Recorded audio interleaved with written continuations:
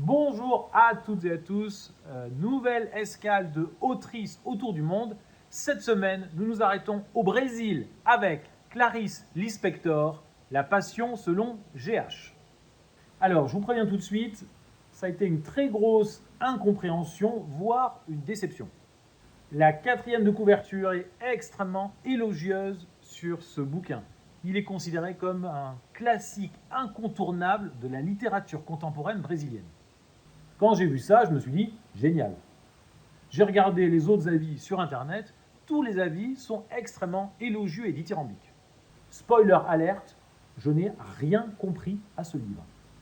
L'histoire est extrêmement simple, c'est une dame à Rio de Janeiro qui entre dans une pièce et, par mégarde, va écraser une blatte et, en regardant cette blatte agoniser, va réfléchir au sens de la vie. Et c'est ça pendant 250 pages. Alors, je ne sais pas si c'est trop profond ou si c'est moi qui suis trop superficiel. Je suis resté totalement hermétique à ce bouquin. Et tous les avis extrêmement élogieux me semblent incompréhensibles. D'autant plus que le livre a été publié il y a quasiment 50 ans. Donc c'est vraiment un classique installé dans la littérature.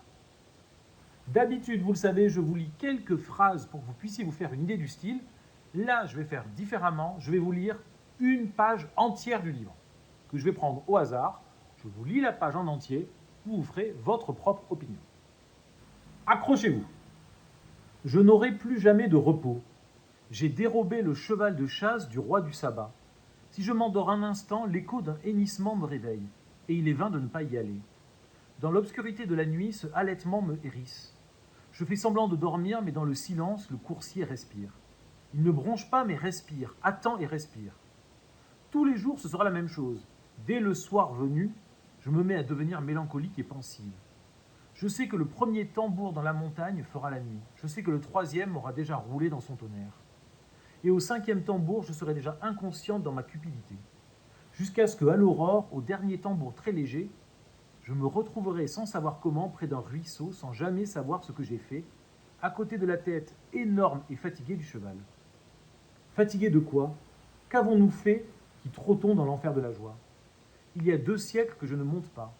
La dernière fois que je suis descendu de la selle ornée, ma tristesse humaine était si grande que j'ai juré jamais plus. Ce trot se poursuit pourtant en moi. Je discute, je range la maison, je souris, mais je sais que ce trot est en moi. Il me manque comme on meurt. Je ne peux plus laisser d'y monter.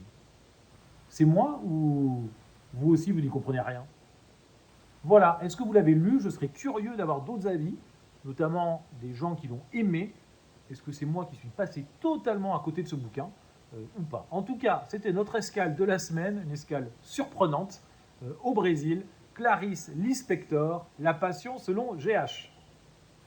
Et comme d'habitude, je gratte la carte. Et voilà, Clarice Lispector, La Passion selon GH. Est-ce que vous l'avez lu? Si oui, qu'est-ce que vous en avez pensé? Ça m'intéresse plus. On se retrouve la semaine prochaine pour une nouvelle escale d'autrices autour du monde. Bonne lecture!